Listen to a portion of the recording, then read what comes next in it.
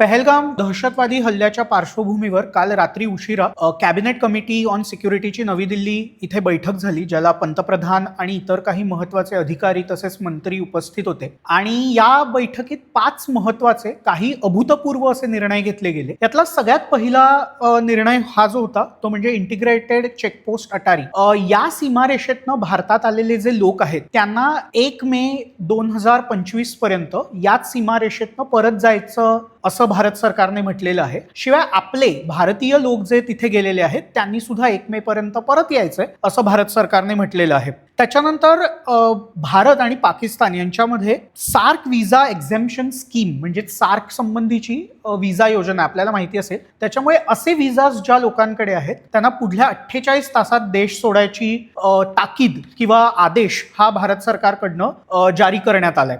यानंतरचा महत्वाचा निर्णय हा डिप्लोमॅटिक निर्णय आपल्याला म्हणता येतो. तो म्हणजे भारतीय उच्चायुक्त म्हणजे ज्याला आपण इंग्रजीत हाय कमिशन असं म्हणतो. तर पाकिस्तानचे जे लष्कराचे जे अधिकारी जे उच्चायुक्तालयात असतात या सर्व लष्करी अधिकाऱ्यांना सुद्धा भारताने आता पर्सोना नॉन ग्राटा म्हणजेच आता यांना कोणत्याही प्रकारचं संरक्षण नसेल. आणि असे जे लोक आहेत म्हणजे लष्कराचे लोक असतात, आर्मीचे, नेव्हीचे, एअरफोर्सचे जे कोणी इनपुट्स देणारे लोक असतात या सर्वांना आता भारताने तिथनं निघायला सांगितलंय. शिवाय आपले सुद्धा जे लोक इस्लामाबादमध्ये असतील हे सुद्धा लोक तिकडनं आपण परत बोलवलेले आहेत. दुसरा निर्णय म्हणजे दोन्ही उच्चायुक्तालयांनी आपलं जो डिप्लोमॅटिक स्टाफ असतो त्या उच्चायुक्ती संख्या आता 55 वरून 30 पर्यंत खाली आणली आहे. इंडस वॉटर ट्रीटी विषयी झालेला हा जो निर्णय आहे हा खऱ्या अर्थाने आपल्याला अभूतपूर्व निर्णय म्हणावा लागतो. सिंधू नदी आणि तिच्या मिळून इतर नद्यांचं असं 30% पाणी हे फक्त भारताला वापरता येतं आणि बाकी पाणी हे पाकिस्तानात जातं, कारण पाकिस्तानात सिंधू नदीचा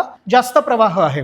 यातल्या 3 नद्या, पश्चिमेकडच्या 3 नद्या सिंधू, झेलम आणि चिनाब या पाकिस्तानला दिल्या गेल्या, तर पूर्वेकडल्या रावी, बियास आणि सतलज या 3 नद्यांचा भारताला वापर करता येतो. याच्यामुळे पाकिस्तानमध्ये जे पाणी जातं त्याने पाकिस्तानचं बरंचसं जनजीवन याच्यामुळे चालतं. डेटा आपण जो सगळा देत असतो या संबंधीचा हा डेटा आपण आता देणं बंद करणार आहोत. त्याच्यामुळे वॉटर मॅनेजमेंट कसं करायचं हे पाकिस्तानला समजणं कठीण होणार आहे. भारत अनेकदा पाकिस्तानात पूर येऊ नये म्हणून पाणी अडवण्याचा सुद्धा प्रयत्न करतो. आता यानंतर हे प्रयत्न केले जाणार नाहीत. 65चं युद्ध असेल, 1971चं युद्ध असेल, 99चं कारगिल युद्ध असेल, 26/11चा हल्ला असेल किंवा अगदी उरी किंवा बालाकोटच्या वेळेला सुद्धा भारताने कधीही ह्या इंडस वॉटर ट्रीटीला हात लावला नव्हता. ही ट्रीटी किंवा हा करार अस्तित्वात आल्यापासून पहिल्यांदा भारताने या कराराला हात लावलेला आहे.